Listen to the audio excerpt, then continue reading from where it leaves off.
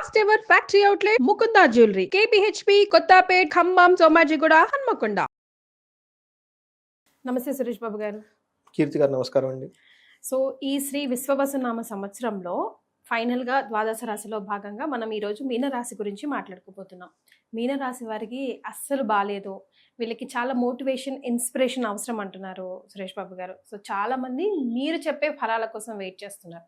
మీరేం చెప్తారా, మీ నోటి నుంచి ఏం వెలువడుతుందా అని నేను వెయిట్ చేస్తున్నాను. సో మనకి మీనరాశి అండి, శ్రీ విశ్వవసునామ సంవత్సరంలో అన్ని రాశులకి బాగుందండి. ఈ యొక్క సంవత్సరం యొక్క ఫలితం ఆ పేర్లోని విశ్వవసు, యూనివర్స్ అంతా అద్భుతం, ఓకే, సంపదమయంతో కూడుకుందని మనం ఇప్పుడు చెప్పుకున్నాం కదా. దీని యొక్క ఇంపాక్ట్ ఈ మీనరాశి వాళ్ళ మీద కూడా పడుతుందండి.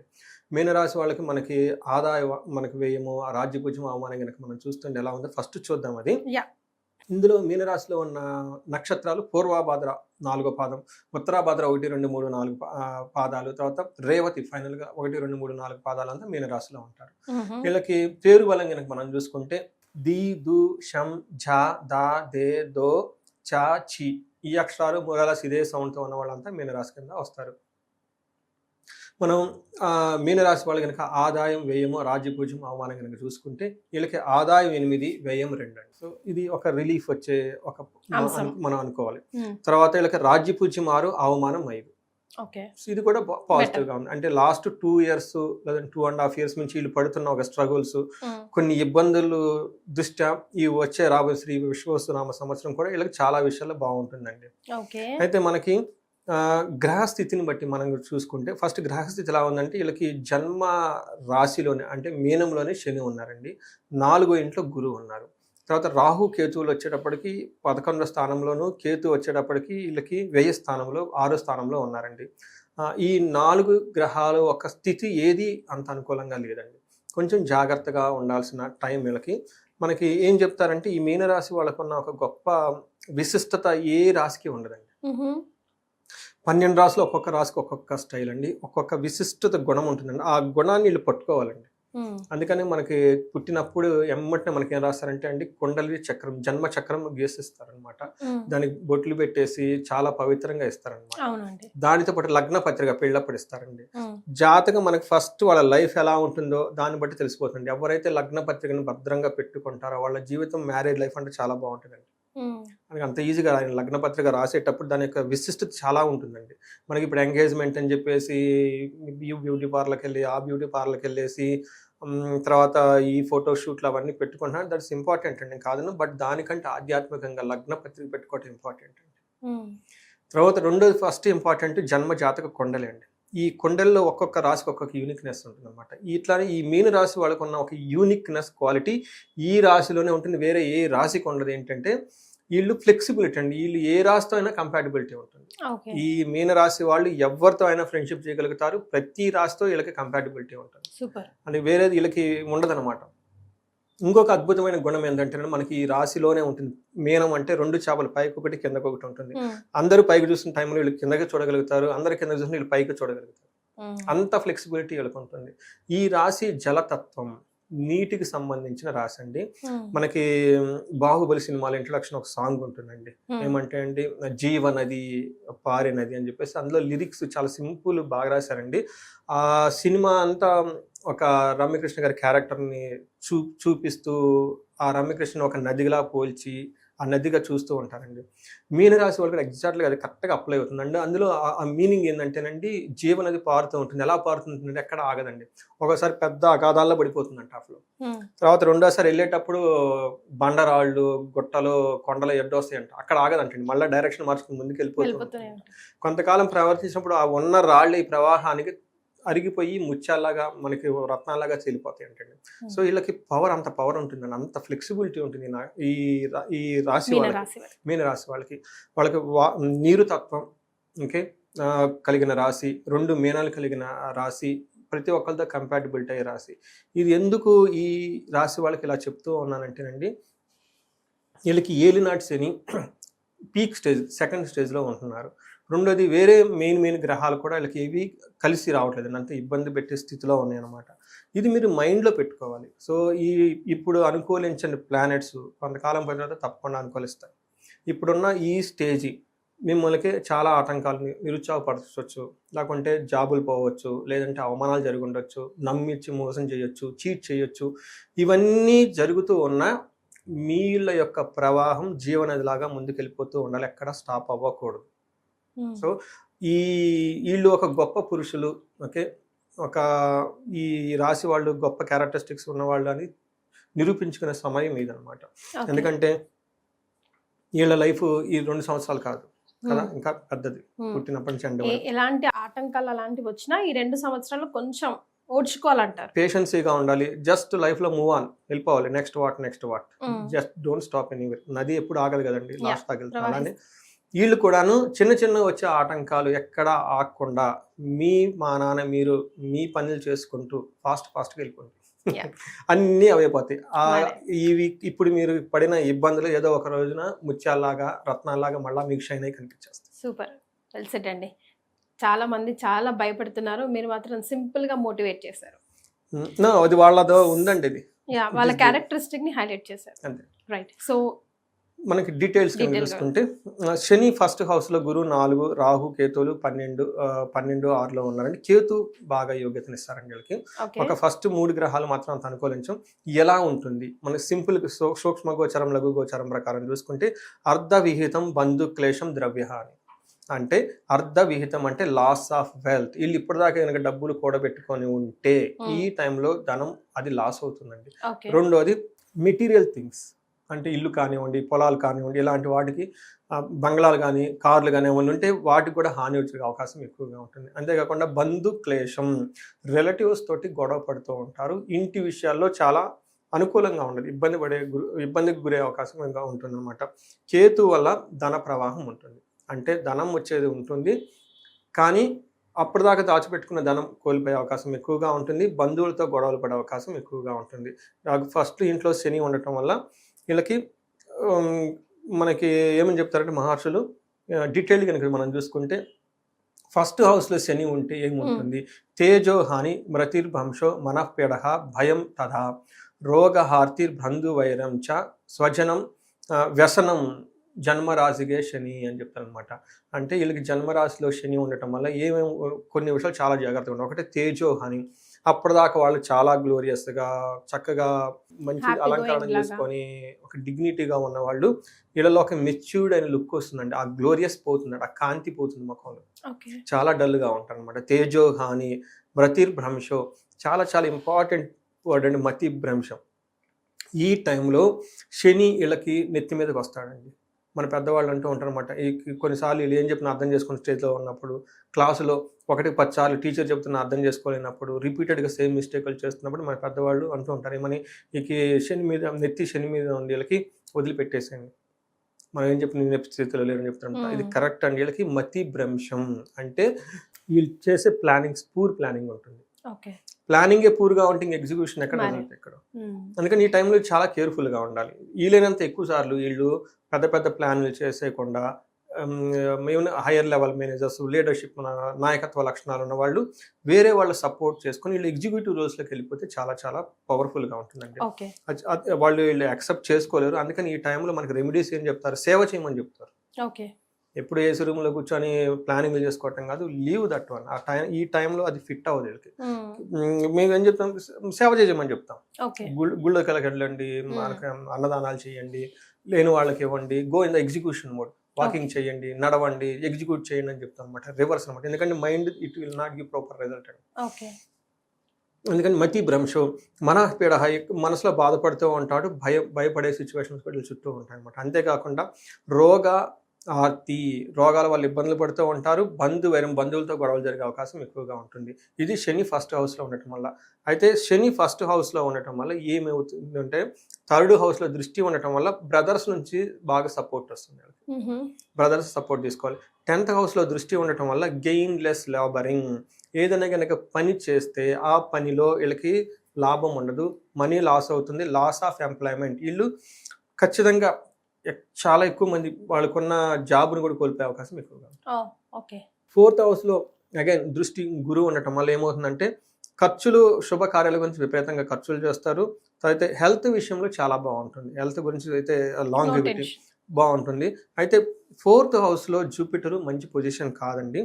వీళ్ళకి ఏం చెప్తారంటే యాచనం బుద్ధి చాంచల్యం తేజోహాని ధనుర్వ్యయం దేశ త్యాగం కలహం సదా చతుర్దశకే గురువు అని చెప్తారు. 4వ ఇంట్లో గురువు ఉంటే ఏమవుతుందంటే యాచన బుద్ధి, ఇది చాలా పెయిన్ఫుల్ అండి. ఎందుకంటే అప్పటిదాకా నేను జీవితంలో నోరు తెరిచి ఎవరిని అడగలేదు. ఫస్ట్ టైం నా లైఫ్లో నాకు ఇది కావాలని వేరే వాళ్ళ దగ్గరికి వెళ్తాను, చెయ్యి చాపి అడగాల్సి వస్తుంది. ఈ టైప్ అవసరం వచ్చేస్తుంది. అది జాబ్ పోవటం కానీ ధనం పోవటం కానివ్వండి. అప్పటిదాకా వీళ్ళ ధనం కూడబెట్టుకొని ఉంటారు, ఆ ధనం అంతా పోతుంది, సడన్గా అప్పులు అయిపోతాయి. అప్పుల గురించి వేరే వాళ్ళ చుట్టుకు వెళ్ళాలి, అప్పులు తీసుకుని మళ్ళీ ఆ ధనం అయిపోతుంది, వడ్డీలు పడిపోతూ ఉంటాయి. ఏదో ఒకటి చెయ్యండి, ఎవరో ఒకరు నాకు హెల్ప్ కావాలి అని ఒక క్రైసిస్ మూడ్లోకి వెళ్ళిపోతారండి వీళ్ళు. యాచన బుద్ధి చాంచల్యం అంటే ఎప్పుడు ఏదో ఒకటి మనసులో అలజడి ఉంటుంది, ఇది చేద్దాం అది చేద్దాం అని చెప్పేసి కీపింగ్ ఆన్ వాళ్ళకి ప్రోగ్రామ్స్ అన్ని చేంజ్ చేసుకుంటూ ఉంటారు, ప్లానింగ్స్ అంతా. తేజోహాని అంటే వాళ్ళలో ఉన్న తేజస్ గ్లోరియస్ అంతా పోతుంది. మనం ఇందాక కూడా గుర్తుపెట్టుకున్నారు, శని వల్ల కూడా తేజోహాని ఉంటుంది, జూపిటర్ వల్ల కూడా తేజోహాని ఉంటుంది, రెండు డబల్ తేజోహాని. అందుకని బంధువైరం, ఓకే, వ్యయం విపరీతంగా ఖర్చు అయ్యే అవకాశం ఎక్కువగా ఉంటుంది. దేశ త్యాగం కలహం అంటే వీళ్ళు ఉన్న ప్లేస్ నుంచి ఖచ్చితంగా ఆ ప్లేస్లో వీళ్ళకి నచ్చకో, ఆ ప్లేస్లో విపరీతమైన ఒత్తిడి వచ్చో, ఆ ప్లేస్లో ఏదో ఒక డిస్టర్బెన్స్తో ఆ ప్లేస్ని వదిలిపెట్టేసి వేరే ఊరు వెళ్ళిపోతారండి. అంటే దేశ త్యాగం అంటారు. కలహం, గొడవలు పడే అవకాశం ఎక్కువగా ఉంటుంది. ఇది మనకి గురువు వల్ల ఇచ్చే కండిషన్. అంటే శని సరిగా లేదు, గురువు కూడా సరిగా లేరు.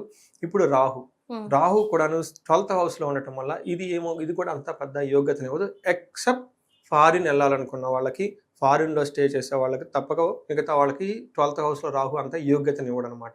ఇది కూడాను ఒక బంధు అంటే దూర ప్రయాణాలకు వెళ్ళటానికి వేరే ఆ ఉన్న ప్లేస్ని వదిలిపెట్టి వేరే చోట ప్రమోట్ చేస్తూ ఉంటుంది రాహు అనమాట. ఎవరైనా కనుక ఫారిన్ వెళ్ళాలి అనుకుంటే ఇది బెస్ట్ టైం.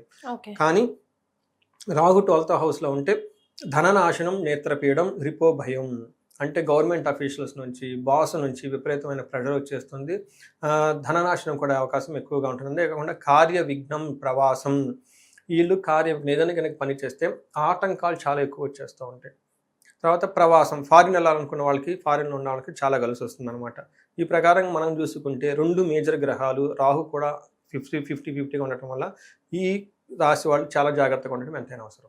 సో నక్షత్రాల ప్రకారం ఎలా ఉందండి మీనరాశి వారికి? మనకి పూర్వభద్ర, ఉత్తరాభద్ర, రేవత ఈ 3 నక్షత్రాలు ఇందులో ఉంటాయి. పూర్వభద్ర వాళ్ళకి సంతోషంగా ఉంటారు, అభిషేకం, పట్టాభిషేకం, ప్రమోషన్స్ వచ్చే అవకాశం ఎక్కువగా ఉంటుంది. అయితే వీళ్ళకి మరణ తుల్యం అని కూడా ఉందండి. అంటే వీళ్ళు ఇప్పటిదాకా ఏదైనా ఇంతకుముందు ఏదైనా పని స్టార్ట్ చేసినా, గతంలో ఏదైనా కనుక స్టార్ట్ చేసి దాని మీద వర్క్ చేస్తున్నాం, అది ముందుకెళ్ళగా బ్రేక్ వచ్చి ఆగిపోతుందండి. బ్రేక్ కదండి, కంప్లీట్ అది ఏమవుతుందంటే ఇట్స్ మరణ తుల్యం, ఆల్మోస్ట్ ఇట్ స్టాప్ అయిపోతుంది, ముందుకెళ్ళదు ఇంకా.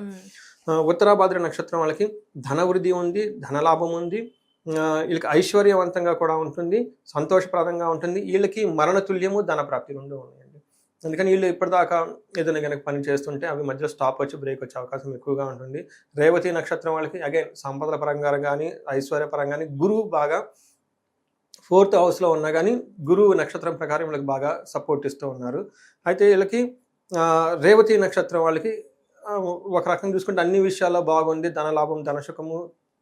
మన నక్షత్రం ప్రకారం చూసుకుంటే ఈ 4 గ్రహాలు కూడా చాలా అనుకూలంగా ఉన్నాయని మనం చెప్పుకోవాలండి. రైట్. సో మరి వీరికి ఏమైనా రెమెడీస్ సూచిస్తారండి? చాలా అవసరం కూడా కదా. చాలా అవసరం. గ్రహస్థితిని బట్టి మనకి నక్షత్రం ప్రకారం చూస్తుంటే 2 నక్షత్రాలు పూర్వభాద్ర, ఉత్తరాభాద్ర మరణ తుల్యం అని ఉంది కాబట్టి వాళ్ళు చేసే ప్రాజెక్ట్స్ అవన్నీ వర్క్ అయ్యే అవకాశం ఎక్కువగా ఉంది. ఫస్ట్ ఏంటంటే లెట్ ఇట్ గో అన్న మైండ్ ఉండాలండి. ఓకే, ఇంగ్లీష్లో లెట్ ఇట్ గో అంటారు. దీన్ని పతంజలి యోగ సూత్రాల్లో ఈశ్వర ప్రాణిదాన అంటారు. అంటే మనం చేసే ప్రతి పని ఈశ్వరుడికి సమర్పించాలి. తర్వాత కొంతమంది క్రిటిసైజ్ చేస్తారు, దాన్ని కూడా ఈశ్వరుడికి ఇచ్చేయాలి. కొంతమంది అప్రిషియేట్, దాన్ని కూడా ఈశ్వరుడికి ఇవ్వాలి. మన భగవద్గీత లాస్ట్ సమరీలో లాస్ట్ శ్లోకం అదే చెప్పేది. ఇన్ని భగవద్గీత, ఇన్ని అధ్యాయాలు, 700 శ్లోకాలు చదువుకొని లాస్ట్లో ఏం చేశారంటే నువ్వు చేసిన పని రిజల్ట్ నాకు వదిలేయి, అదొకటే చెప్పారు. అందుకని భగవద్గీత సమరీ మొత్తాన్ని ఎవరైతే చదువుకుంటే మనకి కర్మయోగం అన్న రకరకాల పేర్లు పెట్టినా ఫైనల్గా యాక్షన్ మనం వచ్చేకి తప్పదు కదా. మీనరాశి వాళ్ళు ఏ పని చేసినా దాని యొక్క ఫలితాన్ని దేవుడికి సమర్పించండి. వాళ్ళు ఏది క్రిటిసైజ్ చేసినా అప్రిషియేట్ చేసినా ఫస్ట్ ఈ యాటిట్యూడ్ ఈశ్వర ప్రాణిధర్మం అనేది మన యాటిట్యూడ్ క్యారీస్ అండి. బ్రహ్మచర్య అంటేనే ఏమంటే ఇలాంటి థాట్స్తో మనం ముందుకెళ్ళటం బ్రహ్మచర్య అంటే. మరి రెండోది వీళ్ళకి శని గురించి ధనం పోతుంది కాబట్టి శని పిప్పలాద స్తోత్రాన్ని, హనుమాన్ చాలీసాని వీలైనన్నిసార్లు రుద్రాభిషేకాన్ని చేసుకుంటూ ఉండాలి. మన్యు పాశుపత అభిషేకం చేసుకున్న చాలా చాలా బాగా కలిసి వస్తుంది. గురువు చాలా ఇంపార్టెంట్ ప్లానెట్ కాబట్టి అండి, పిల్లల విషయంలోనూ, చదువు విషయంలోనూ, మ్యారేజెస్ విషయంలో ఎక్కడైనా కనుక ప్రాబ్లం ఉంటే, మ్యారేజెస్ ప్రాబ్లంగా ఉంటే కనుక ఒకసారి జాతక చక్రం చూపించుకోవాలి. అనుకూలంగా లేరు కాబట్టి వెయిట్ చేయాలి. తర్వాత ఎడ్యుకేషన్కి సంబంధించి మేధా దక్షిణామూర్తిని చదువుకోవటం, తర్వాత మనకి కోటప్పకొండ గుంటూరు దగ్గర ఉన్న క్షేత్రాన్ని దర్శించుకోవటము చేసుకుంటారు. రాహు 12 ఇంట్లో ఉండటం వల్ల వీళ్ళు విజయవాడ కనకదుర్గమని మనకి మనం విజిట్ చేసుకోవడం చాలా చాలా ఇంపార్టెంట్. ఇంకొకటి ఏమంటేనండి, మనకి తెలుగు రాష్ట్రాల్లో తెలుగులో ఉన్న వాళ్ళకి మనకున్న ఒక గొప్పది అన్ఫార్చునేట్లీ మనం రికగ్నైజ్ చెయ్యం. నా అదృష్టం ఏమంటే, నేను ఇక్కడ చదువుకొని కేరళలో కొంతకాలం ఉన్నా, కర్ణాటకలో కొంతకాలం ఉన్నా, అక్కడికి వెళ్ళిన తమిళనాడులో కొంత పార్ట్స్ నేను ఉండటం వల్ల తెలుగు వాళ్ళ యొక్క కల్చరు, తెలుగుదనం గురించి నేను ఆశ్చర్యపోయాను. మీరు నమ్ముతారో లేదో కీర్తి గారు, అన్నమాచార్యుల కీర్తనలు కేరళలో రిమోట్ ప్లేసుల్లో గుళ్ళల్లో వేస్తారు. నేను ఇన్ని షాక్ అయ్యేవాడిని. ఇదేంటి మనకల్లా అన్నమాచార్య సినిమా వచ్చిందాక మన గుళ్ళల్లో ఎప్పుడేరు ఏదో వేసేసుకుంటారు కానీ. తర్వాత త్యాగరాజ తెలుగులో రాశాడు. ఎక్కడ పాడతారండి? మనకంటే కూడా తమిళనాడులో ఎక్కువ పాడుతూ ఉంటారు. తర్వాత మనకి ఒక మూవీ ఉందండి, శంకరాభరణం మూవీ. అందులో పాటలు షాక్ ఏంటంటే, కేరళలో విలేజెస్లో గుళ్ళలో పాడుతూ ఉంటారండి ఆ పాటలు. అంటే మన సేమ్ లిరిక్స్ అండి. అంతేకాకుండా మనకున్న ఒక గొప్ప ఏమంటే, ఇంద్రకీలాద్రి విజయవాడ, అర్జునుడు పాశుపత అస్త్రాన్ని సంపాదించుకుంది ఆ కొండ మీదే. ఓకే, అంత పాశుపతానికి సంబంధించిన హోమాలు యజ్ఞాలు మన దగ్గర ఉన్నాయండి. పవర్ఫుల్ అండి. వాటిని యూటిలైజ్ చేసుకోవాలి ప్రతి ఒక్కళ్ళు. ఆ హోమాలు చూపించుకోవాలి, యజ్ఞాలు చూపించుకోవాలి. ఖర్చు అవుతుంది, కానీ ఒక స్టేజ్కి మనకి 10 మందికి మనం అన్నం పెట్టే స్టేజ్లో ఉండి, 10 మందికి ఎంప్లాయ్మెంట్ స్టేజ్లో ఉండి, 10 మంది మన దగ్గర పనిచేస్తున్నప్పుడు వీళ్ళంతా రాజశ్యామల యాగం చేయించుకోవటం, తర్వాత పాశుపత అభిషేకాలు చేయించుకోవటం, విజయ పాశుపతం, జయ పాశుపతం, తర్వాత కుబేర పాశుపతం, తర్వాత పెళ్లి కాని వాళ్ళు ఇబ్బందులు పడుతూ ఉంటారు అవివాహితులు, కన్యా పాశుపతం, తర్వాత మనకి వర పాశుపతం, మంచి అబ్బాయి కావాలి. ఇలాంటి అభిషేకాలు ఏదైనా కనుక స్పెసిఫిక్గా కనుక ఉంటే మనకి దేవుడికి సరెండర్ అయ్యి ఇవి చేయించుకుంటే చాలా చాలా పవర్ఫుల్గా ఉంటాయి. ఎందుకంటే ఆ అదృష్టం మన దగ్గరే ఉందండి, మనం యూటిలైజ్ చేసుకోవాలి. అలానే సాక్షాత్తు కైలాసం లాంటి ఒక ప్రదేశం కావాలి పార్వతీదేవి అడిగిందంట విష్ణుని. అప్పుడు ఆయన ఓకే ఉందని చెప్పేసి భూమి మీద శ్రీశైలం తీసుకొచ్చి పెట్టేశారు. అంటే ఇన్ని గొప్ప, నేను చాలా మంది చెప్తూ ఉంటాను, ఏదైనా ప్రాబ్లం ఉంటే ఈ రాశి వాళ్ళకి కూడాను శ్రీశైలంలో మనకి స్పర్శలింగ దర్శనం ఉంటుంది. లింగాన్ని మనం టచ్ చేయొచ్చు. వెంటనే చండీ హోమం చేయించుకోమని చెప్తానండి. ఇంత మళ్ళీ తిరుపతి వెంకటేశ్వర స్వామి, ఇలాంటి గొప్ప క్షేత్రాలు, ఇలాంటి గొప్పవి అన్ని నాలెడ్జ్ మన దగ్గర ఉన్న వాళ్ళు, ఆంధ్రాలో వాళ్ళు, తెలుగు వాళ్ళు ఎవరు దుఃఖపడకూడదండి, హ్యాపీగా ఉండాలి. సో మీనరాశి వారికి అంత బాలేకపోయినా కూడా అఫ్ కోర్స్ మళ్ళీ వాళ్ళ ఇండివిజువల్ జాతకం ప్రకారం దశ అంతర్దశల ప్రకారం కూడా మార్పులు చేర్పులో ఉండొచ్చును. బట్ మీరు చెప్పినట్టుగా పారే నదిలాగా ముందుకు వెళ్ళిపోతే ఈ 2 years మనం కాదులే అని కొంచెం సైలెంట్గా ప్రొఫైల్ మెయింటైన్ చేసుకొని ముందుకు వెళ్ళిపోతే అంత మంచి జరుగుతుంది. అంతే కదండి సురేష్ బాబు గారు? ఫైనల్గా ఉగాది సందర్భంగా పంచాంగ శ్రవణం చేశారు మీరు. సో మీకు ఉగాది శుభాకాంక్షలు. మీతో పాటు మాతో పాటు మనందరికీ కూడా సక్సెస్ ఇవ్వాలి ఆ భగవంతుడని మనస్ఫూర్తిగా కోరుకుంటున్నాను. కీర్తి గారు మీకు, ఎందుకంటే ఇది పూర్వజన్మ సుకృతం అండి. ఉగాది గురించి మాట్లాడాలన్నా, ఆ యోగ్యత రావాలన్నా, అట్లానే మీరు అడిగి మీరు నా ముఖం తెలుసుకోవటం, తర్వాత మనం ఏమనుకుంటాం, మన ఇద్దరమే ఉన్నాం, లేదంటే మ్యాక్సిమం కెమెరామన్ అని అనుకుంటాం, కెమెరామన్. ఇది కాదండి. మనకి శాస్త్రాలు ఏం చెప్పారంటే, మన చుట్టూ సూక్ష్మ రూపంలో కొన్ని వేల స్పిరిట్స్ ఉండి అవి కూడా ఏంటంటే దేవుళ్ళే అంటారంట నాకు ఎలా ఉంటుందని, నేచర్ ఉంటుందంట నాకు ఎలా ఉంటుంది, ఈ ప్లానెట్స్ అంత గొప్పగా మనం డిస్కస్ చేసుకున్నాం చాలా పవిత్రంగా. నా ద్వారా చెప్పించినందుకు మీకు, అలానే మనకి ఈ అవకాశం ఇచ్చిన సుమన్ టీవీకి, యాజమాన్యానికి, వాళ్ళకు కూడా నూతన సంవత్సర ఉగాది శుభాకాంక్షలు. అందరూ అష్టైశ్వర్యాలతోటి భోగభాగ్యాలతో ఉండాలని చెప్పేసి మనం కోరుకుందాం. సంతోషం అండి. ధన్యవాదాలు. ధన్యవాదాలు.